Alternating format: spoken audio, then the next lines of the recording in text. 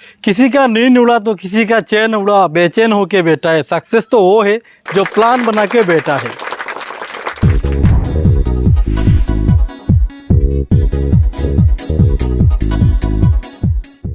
नमस्कार बंधु बान्धवी सकल, आसामिज टेक्निकले आपनालोक सकलोके स्वागतम। प्रथमे आपनालोक सकलोলৈ आमार आंतरिक श्रद्धा और भालपोৱা থাকিল।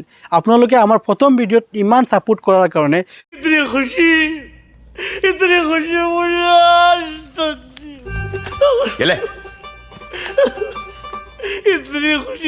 बंधुসকল, সেই হিসাবত আজি মই যেটো ভিডিও লৈ আইছো যথেষ্ট ভাল ভিডিও। आपनालोকৰ डे टू डे लाइफत बहुत काम। अरे कहना क्या चाहते हो?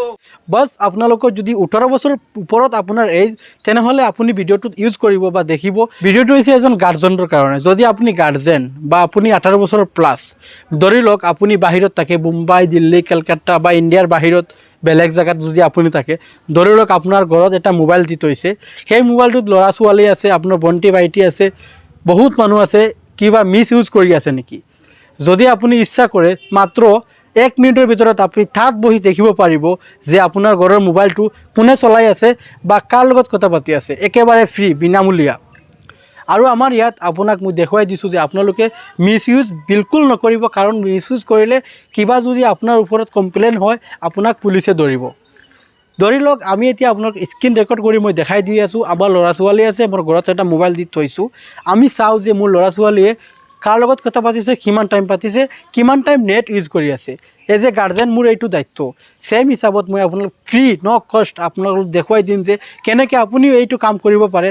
যদি আপুনি ইণ্ডিয়াৰ বাহিৰত আছে, ডাজেণ্ট মেটাৰ, আপুনি তাত বহি দেখিব পাৰে মোবাইলটো অনলাইন আছে না অফলাইন আছে। যদি আপোনাক ব্লক কৰিও থৈ দিয়ে হোৱাটছআপত, তাৰপিছতো আপুনি দেখিব পাৰে যে এই মোবাইলটোৰ পৰা নেট চলি আছে নে বন্ধ আছে। গতিকে মই ষ্টেপ বাই ষ্টেপ দেখুৱাই যাম, আপোনালোকে প্লিজ ফ'ল' কৰি থাকিব ভিডিঅ'টো আৰু স্কিপ নকৰিব। যদি আপোনাৰ হাতৰ মোবাইলটোত জিঅ' সিম নাই, একো অসুবিধা নাই, কিন্তু আপোনাৰ ঘৰৰ মোবাইলটোতো জিঅ' সিম থকাটো একেবাৰে বাধ্যতামূলক, লগতে ৰিচাৰ্জো থাকিব লাগিব।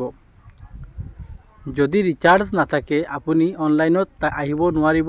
যদি অনলাইনত আপোনাৰ মোবাইলটো নাহে তেনেহ'লে আপুনি ইয়াৰ পৰা যদি আপুনি আপডেট বিচাৰে বা ৰিফ্ৰেছ মাৰে, তাত অনলাইন নাহিব। তাত অনলাইন নাহিলে আপুনি ইয়াত দেখিব নোৱাৰিব। প্ৰথম কথাটো হ'ল আপোনাৰ ঘৰৰ মোবাইলটোত ৰিচাৰ্জ থাকিব লাগিব, জিঅ' সিম থাকিব লাগিব আৰু জিঅ' একাউণ্টো থাকিব লাগিব। কেনেকৈ আপুনি প্লে ষ্ট'ৰৰ পৰা আপুনি মাই জিঅ' এপ ডাউনলোড কৰিব আৰু তাৰপিছত আপোনাৰ যিখন নম্বৰ, সেই নম্বৰটো দি আপুনি কেনেকৈ লগ ইন কৰিব আপোনাৰ ঘৰৰ মোবাইলত প্লাছ আপোনাৰ নিজৰ মোবাইলত। দুয়োটা বস্তু মই ইয়াত দেখাই দিম। একেবাৰে সহজ পদ্ধতি, আপুনি 1 মিনিটৰ ভিতৰত কৰিব পাৰিব যদি আপোনাৰ নেট স্পীড থাকে। এতিয়া আমি আপোনাক দেখাই আছোঁ যে কেনেকৈ আপুনি মাই জিঅ' এপত গৈ আপুনি কল ডিটেইলছ ওলাব পাৰিব। সেই হিচাপে মই প্ৰথমে আমাৰ মোবাইলৰ প্লে ষ্ট'ৰত গৈ মাই জিঅ' লিখিছোঁ। এতিয়া এপটো আহি গৈছে, আমি এইটো ডাউনলোড কৰি লৈছোঁ। এতিয়া আমি কি কৰিম, আমাৰ ঘৰৰ যিটো নম্বৰ, চিমখনৰ যিটো জিঅ' নম্বৰ, সেই নম্বৰটো ইয়াত আমি মাৰি দিছোঁ। এতিয়া ইয়াত লিখা আছে লগ ইন। আপুনি যেতিয়া লগ ইনত ক্লিক কৰিব, লগ ইনত ক্লিক কৰাৰ লগে লগে এটা OTP আপোনাৰ ঘৰত যাব। সেই OTPটো আপুনি ফোন কৰি লৈ আপোনাৰ মোবাইলতে মাৰিব লাগিব।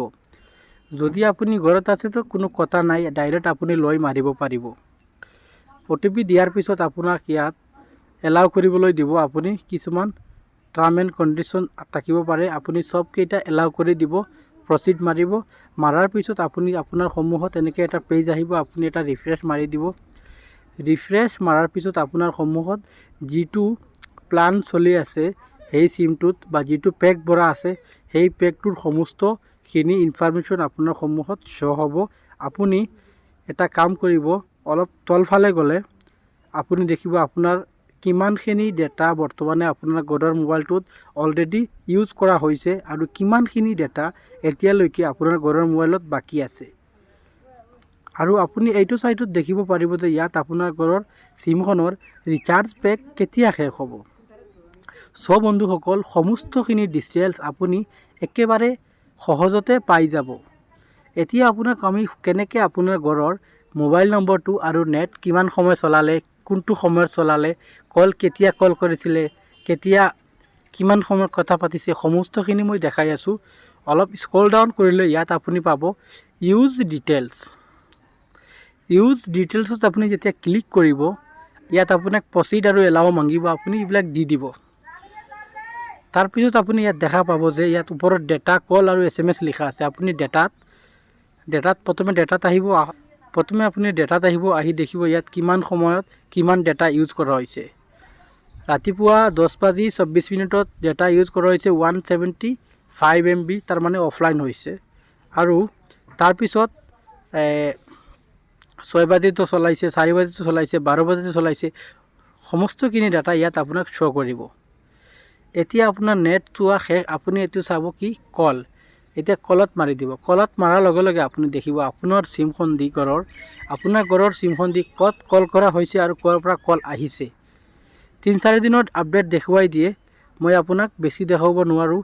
আৰু যদি আপুনি চাই SMS মাৰি সমস্তখিনি SMS দেখি বন্ধুসকল, আগতে মই আপোনাক কৈছোঁ যে আপুনি কামখিনি একেবাৰে সহজতে কৰিব পাৰিব।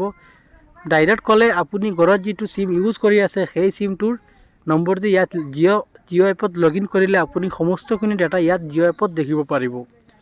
তাৰ কাৰণে ঘৰৰ মোবাইলটোত ৰিচাৰ্জ থকাটো অতিকৈ জৰুৰী। এতিয়া বন্ধুসকল, মই আপোনাক এটা বস্তু ভালকৈ বুজাই দিছোঁ যে এই কামটো আপুনি আপোনাৰ ঘৰৰ মোবাইলত কৰিব পাৰিব, নিজৰ পাৰ্চনেল ফেমিলিত কৰিব পাৰিব, কিন্তু বেলেগৰ লগত এনেকৈ কাম বোলেও নকৰিব, কাৰণ এইটো ইলিগেল হয়। আৰু যদি আপোনাৰ ওপৰত কমপ্লেইন দি দিয়ে বন্ধুসকল, আপুনি জেলত যাব লাগিব। গতিকে যদি আপুনি এনেকৈ কোনো কাম কৰে আপুনি ফাঁচিব, আমাৰ কোনো দায়িত্ব ইয়াত নহয়। বন্ধুসকল, এনেকুৱা ভিডিঅ' সদায় পোৱাৰ কাৰণে আমাৰ চেনেলটো ছাবস্ক্ৰাইব কৰক। যদি ভিডিঅ'টো ভাল লাগে বন্ধুসকল শ্বেয়াৰ কৰি দিব আৰু লাইক কৰিবলৈ নাপাহৰিব। বন্ধুসকল, আজিলৈকে ইমানে।